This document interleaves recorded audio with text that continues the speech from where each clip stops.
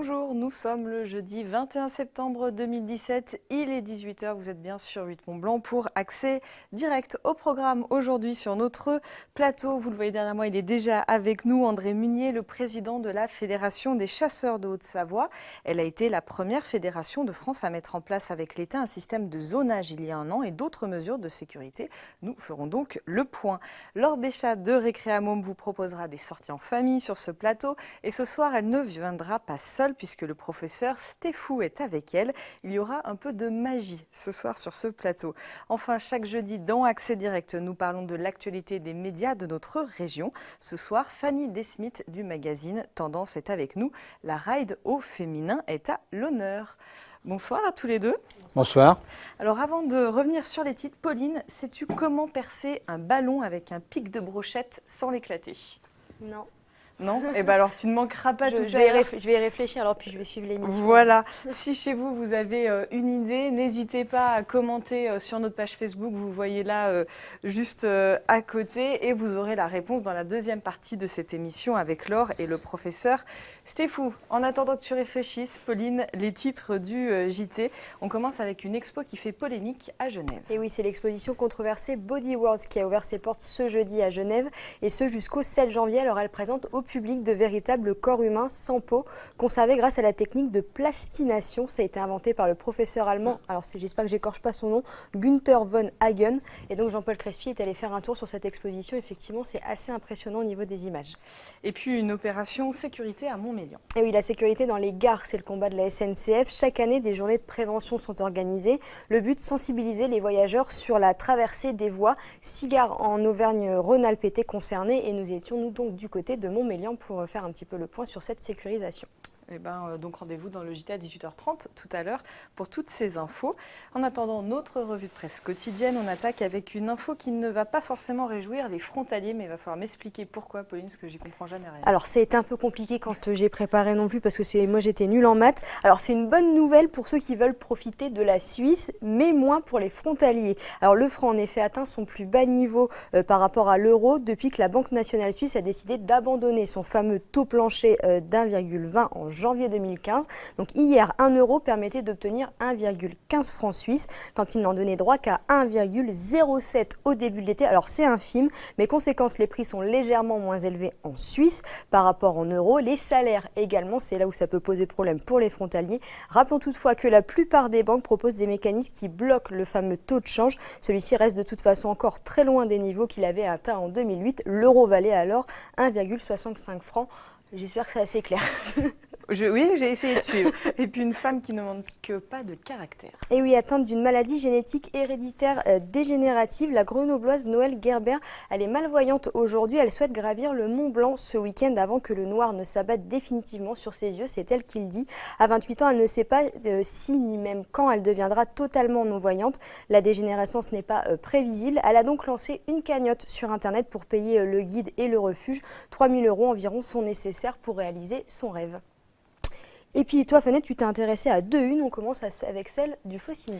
Voilà, le Faucigny, on le voit avec en une un dessin de Kaya. Cette semaine, Nicolas Rubin, qui est conseiller départemental du canton d'Évian et président de la Fédération des maires de Haute-Savoie, est au chevet des hôpitaux du Léman.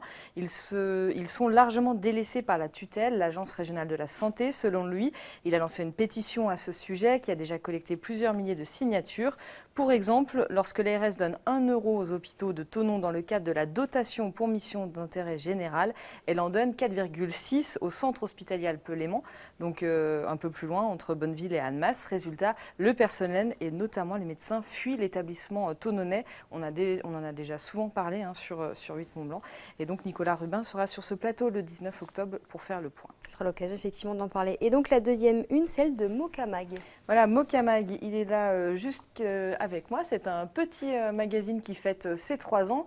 Là, c'est la une de son 22e numéro. Si vous cherchez des idées de sortie, n'hésitez pas à aller fouiner dedans. C'est une petite revue bien sympathique. On y trouve des interviews, des bonnes adresses, un agenda complet dans notre région et en Suisse voisine. C'est instructif et plutôt bien fait. Eh bien, merci. Merci à toi, Pauline. On passe à l'invité du jour. Je reçois donc le président de la Fédération des chasseurs de Haute-Savoie, André Munier.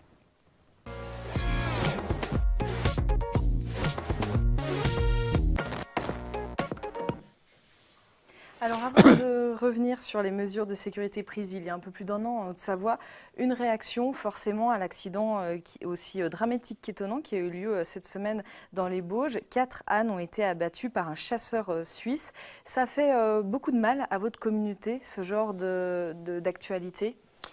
C'est déjà avec beaucoup d'émotion qu'on voit une chose se réaliser. Je pense à mon collègue président de la Savoie, c'est pas facile à gérer.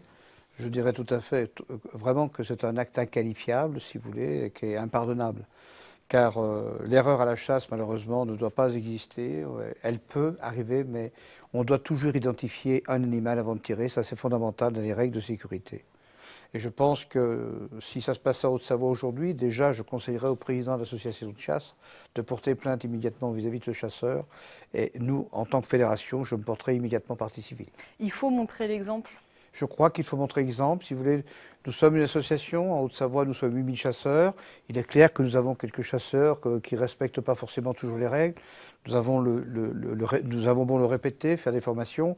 Et je pense qu'au travers de ces chasseurs, c'est une très mauvaise image de la chasse que l'on donne, alors que ce n'est pas ce que l'on fait au quotidien. Parce que pour que les gens comprennent bien quel pouvoir peut avoir, par exemple, dans ce cas-là, la Fédération des chasseurs de Savoie sur ce chasseur. Le pouvoir de la fédération, si vous voulez, d'une part, l'association de chasse qui avait invité ce chasseur, je crois que c'est un chasseur qui est en Suisse, je crois, peut ne plus l'inviter. Ça, c'est clair qu'elle a autorité pour le faire. Mais après, en matière de procédure, des procédures civiles, pénales, etc., c'est la procédure classique. Alors on va parler de ce que vous avez mis en place avec les services de l'État. C'était il y a un peu plus d'1 an. Vous avez mis en place pour la première fois en France un système de zonage pour mieux répartir l'espace entre les pratiquants. Des zones rouges où la chasse était totalement interdite, des zones oranges où elle est réglementée, notamment le dimanche. Plus de stages pour les jeunes chasseurs, etc. 1 an après, on en est où? Quel a été le bilan? Alors écoutez, nous sommes extrêmement satisfaits. Nous avons noué d'énormes relations avec les associations sportives, etc., notamment l'association des randonneurs, l'association des cyclotouristes. Nous sommes en train avec lesquels nous avons signé des conventions. Convention prochaine avec le club alpin, si vous voulez. Convention prochaine avec l'association équitation. Donc on apprend à mieux se connaître. Nous avons formé au cours de cette année plus de 95% de nos chasseurs individuellement. C'est un gros travail, si vous voulez, pour encore sensibiliser davantage tous les chasseurs aux règles de base de sécurité qui sont nécessaires à l'exercice et à la pratique de la chasse. En plus, notre application dont vous parlez, qui s'appelle Chasse Eco, je recommande à tout le monde de la charger sur son iPhone, permet à tout à chacun, si vous voulez, quand on va faire une promenade en montagne ou autre, de voir quels sont les jours chassés, quelles sont les zones où l'on peut chasser, quelles sont les zones qui sont en réserve. Donc aujourd'hui, une très très grande satisfaction. Ces mesures, elles avaient été prises, on s'en souvient, après le drame du Semnoz où un trailer avait été abattu d'une balle dans la tête alors qu'il courait dans le Quintal. Il faut ces drames pour avancer d'un point de vue de la sécurité, malheureusement? Non, je ne crois pas qu'il faille ces drames pour avancer. Aujourd'hui, il y a un permis de chasse. Si vous voulez, toutes ces données sécurité sont développées en théorie. Il y a des exercices pratiques, etc. Il y a même des questions qui sont éliminatoires, si vous voulez, en matière de sécurité. Mais je crois qu'un chasseur, c'est comme, si vous voulez, un sportif, c'est comme un automobiliste. On passe son permis de conduire et ce n'est pas pour autant que certains ne franchissent pas une ligne jaune ou ne respectent pas un feu rouge. Malheureusement, un chasseur est aussi un être humain avec ses perfections et ses imperfections. Vous parlez plus aujourd'hui avec les autres pratiquants des espaces naturels, je pense aux randonneurs, aux clubs sportifs? Alors déjà, nous n'arrêtons pas de travailler pour l'environnement en général, mais avec toutes les associations qui pratiquent, si vous voulez, un sport dans la nature, nous avons aujourd'hui d'étroites relations. Nous allons même à des assemblées générales pour expliquer ce qui se passe, etc., pour les informer, non pas les mettre en garde, mais pour leur dire qu'effectivement, c'est peut-être pas nécessaire de se mettre à 4 pattes dans un buisson au moment de la chasse, quoi. C'est des trucs comme ça qu'il faut éviter, bien entendu. Mais je crois qu'en une année, les relations se sont intensifiées et vraiment dans le bon sens. Et du côté des chasseurs, ça a été facile à mettre en place un tel dispositif? Ça a été difficile, il a fallu le faire accepter, il a fallu faire beaucoup de pédagogie, mais je dois dire que je suis, en tout cas un président, un conseil d'administration heureux, parce que le message est bien passé, et l'assiduité et l'attention portée lors de ces réunions de formation, si vous voulez, a été révélatrice à ce niveau-là. Ça veut dire par exemple que ces zones orange, rouge, elles ont été respectées par les chasseurs Absolument. savoyards? Absolument. Toutes ces zones ont été délimitées donc, en fonction d'un arrêté préfectoral. On a beaucoup travaillé et tout absolument respecté puisqu'on a aussi des gardes fédéraux qui sont là et qui sont vigilants sur le respect de ces arrêtés. Alors je l'ai dit tout à l'heure, c'était une première en France. Ça l'est encore. Ça n'a pas été étendu à d'autres départements, mais c'est en discussion. Alors il y a des départements où ils discutent, si vous voulez, mais je suis en train de porter un dossier partage de nature au niveau national, si vous voulez. Simplement, on constate que les divergences sont importantes d'un département par rapport à un autre, le relief est différent. Tout le monde n'a pas la chance, si vous voulez, de se trouver dans un département comme la Haute-Savoie, dynamique sur le plan économique, un paysage merveilleux, beaucoup de tourisme, ce qui veut dire aussi, avec par contre une diminution des territoires, avec le développement de l'urbanisation, de l'industrialisation. Et ça veut dire que nous sommes en Haute-Savoie beaucoup plus contraints que d'autres départements en matière territoriale, avec cette fréquentation qui est importante. C'est vrai que quand je discute avec mon collègue de l'Allier, ils n'ont pas ce problème, quoi. Quand vous avez une maison tous les 10 km ou les 15 km, ça ne pose pas beaucoup de difficultés. Donc il faut savoir adapter, si vous voulez, la sécurité aussi au département dans lequel nous nous trouvons. Merci beaucoup d'être venu sur le plateau d'Accès Direct. Le temps d'accueillir nos prochains invités, je vous propose d'aller faire un tour du côté de La Roche-sur-Foron. Vous allez le voir sur ces images signées Christian Rossa. Le salon Equidespace se prépare à Roche Expo. On voit ici le manège qui prend forme. L'an dernier, plus de 15 000 personnes étaient venues sur le salon au cours des 3 jours. Rendez-vous du 29 septembre au 1er octobre pour la prochaine édition. Nous recevrons d'ailleurs l'organisateur sur ce plateau mardi prochain. En attendant, je vous propose d'écouter le directeur technique.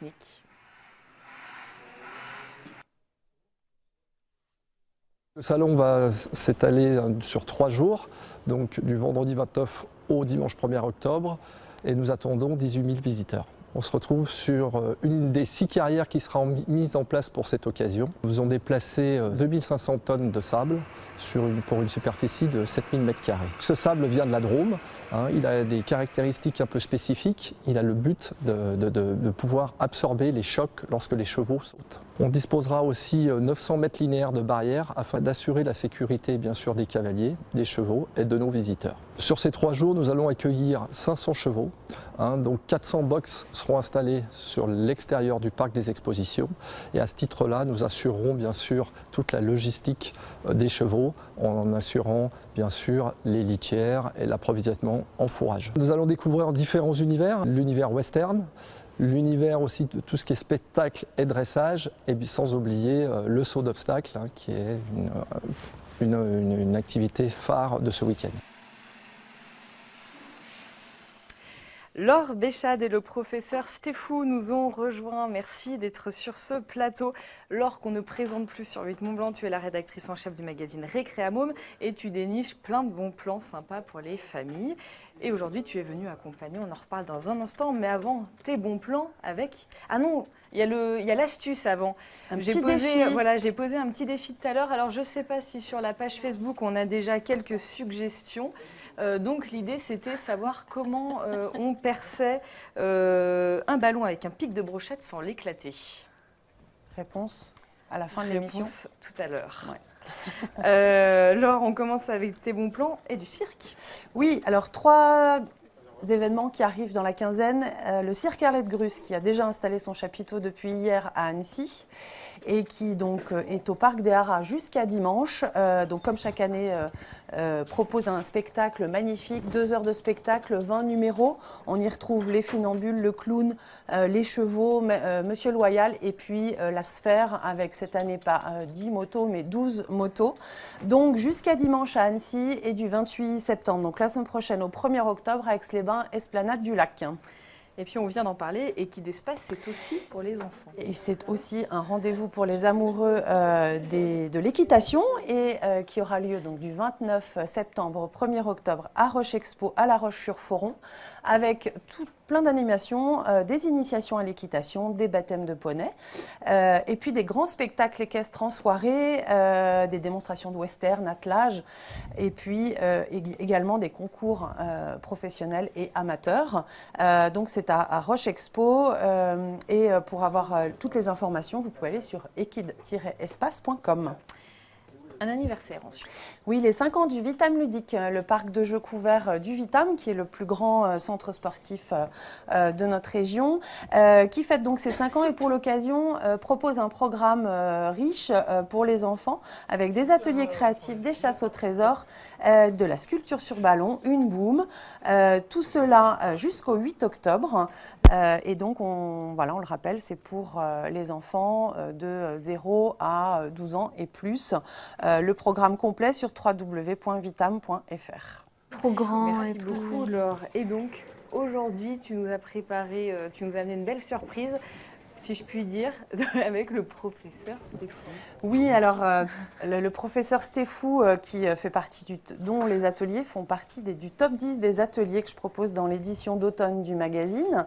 On va parler atelier scientifique pour cette première chronique avec donc les savants fous Annecy.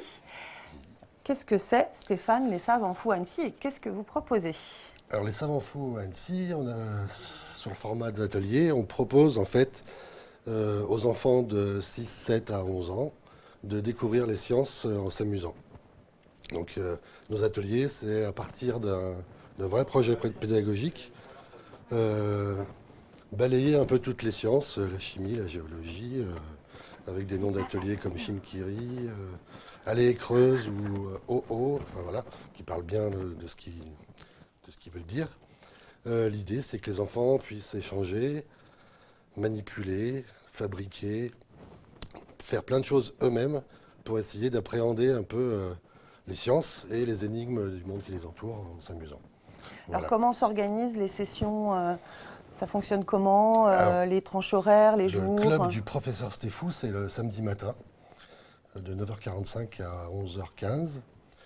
Donc c'est 1h30 d'atelier, on s'inscrit à la carte. C'est une formule qui m'a été un peu dictée par le fait que dans la région, souvent le samedi matin, les parents emmènent les enfants skier.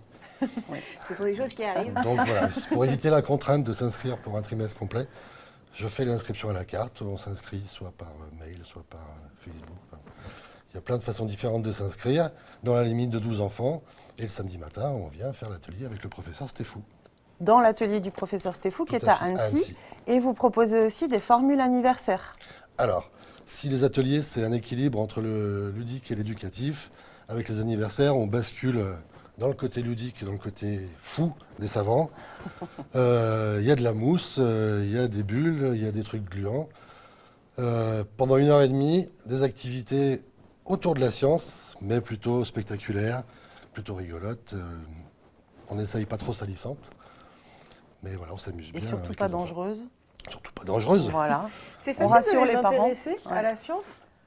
Alors, dans la mesure où ils manipulent eux-mêmes, c'est gagné d'office, quoi. Il y a toujours un petit temps d'explication où des fois, il faut essayer de ne pas les perdre pour savoir de quoi on parle. Mais après, une fois qu'on manipule, que c'est eux qui réfléchissent, ceux qui font. On sent que Fanette, vous êtes curieuse. Est-ce que vous êtes prête à Allez. à tester une expérience avec le On va professeur tester ça. Stéphou? Alors, en général, les formules anniversaires se terminent par une petite surprise. Oui. On va se lever. Il faut se lever un petit peu. Alors qu'est-ce que vous nous avez préparé? Alors, ça dépend des jours. Aujourd'hui, c'est du pipi de dragon. D'accord. D'accord. Alors, pour faire ça en toute sécurité, il faut tendre sa main bien droite. Bien droite. Comme ça, voilà, super. On met toujours un petit peu d'eau pour faire croire que ça fera pas mal. Voilà, Un petit peu de mousse pour faire joli, parce qu'on est des filles. Pour rassurer. on aime bien la mousse. Et après, on s'enflamme pas. Tout va bien.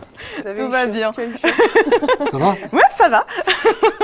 Alors surtout va à bien. ne pas reproduire Voilà. chez soi sans la formule magique du Du professeur Stéphou. De toute façon, le pipi de dragon est très difficile à trouver. Et donc on le rappelle, les savants fous, un site web, Merci. lessavansfous.fr. Lessavansfous.fr, une page Facebook, Les Savants Fous Annecy plutôt, pour la région. Et puis contact.annecy@lessavants.fr. Voilà, donc pour des ateliers Principalement. à la carte, des stages pendant les vacances, Les des anniversaires, anniversaires. les spectacles, tout. Parfait, merci Stéphane. Mais Et puis on va Je vous en aussi prie. peut-être donner la Ah oui, réponse pourquoi? au défi. Alors, est-ce que déjà, on m'a pas dit dans mon oreillette magique à moi si on avait eu quelques commentaires Comment? Voilà. en imbibant la brochette de savon. Seau de Lyon qui propose une solution. Ça peut aider. Ça peut Ça aider. peut aider à la fin, c'est pas indispensable. Tu donnes la solution? Allez. Alors, l'idée, c'est que quand on fait un trou dans le ballon avec la brochette, le ballon se détend, agrandit le trou et éclate. Donc il faut mettre la brochette à un endroit où le ballon est moins tendu, c'est-à-dire vers le nœud en général. On s'éloigne un peu quand même. On a confiance, mais moyen. Et discrètement, après, Moi, j'ai déjà continuer Ah. pour faire réapparaître la brochette à l'autre bout du ballon où c'est également moins tendu. Et voilà. ça marche. Bravo. Yes. Et il a encore plein d'astuces pour les enfants, voilà, pour... Eh ben, un grand merci à tous les deux. C'était Merci. très sympa. Vous revenez quand vous voulez. Lors de toute façon, Dans 15 jours, dans on va 15 parler, jours, et on sera au High Five parce que le High Five Festival, c'est aussi pour les enfants. Et certainement, peut-être sur le paquet, devant le grand... la grande le grand structure du tremplin, Solschwiger. la neige aura Voilà. en plus Ouais. été produite. Un grand merci à tous les deux. Et puis, on va accueillir notre quatrième invité, Laure, que tu connais bien puisque tu participes au magazine Tendance. Ouais. Alors, pendant que j'y pense, un petit coup d'œil à Récréamôme. Ça va laisser le temps à Fanny d'arriver. Le numéro 17, donc automne de Récréamôme. De Récréamôme. Voilà. Merci Parfait. beaucoup. Fanny, je t'en prie, assis-toi. Et puis, Nous, merci au beaucoup revoir. à tous les deux et à bientôt. Bonsoir, Fanny. Bonsoir. Tu es donc la rédactrice en chef du magazine féminin Tendance, leur série du groupe Le Messager. Tu étais déjà venue sur le plateau de Médiasphère pour en parler. C'est notre rubrique revue de presse comme tous les jeudis.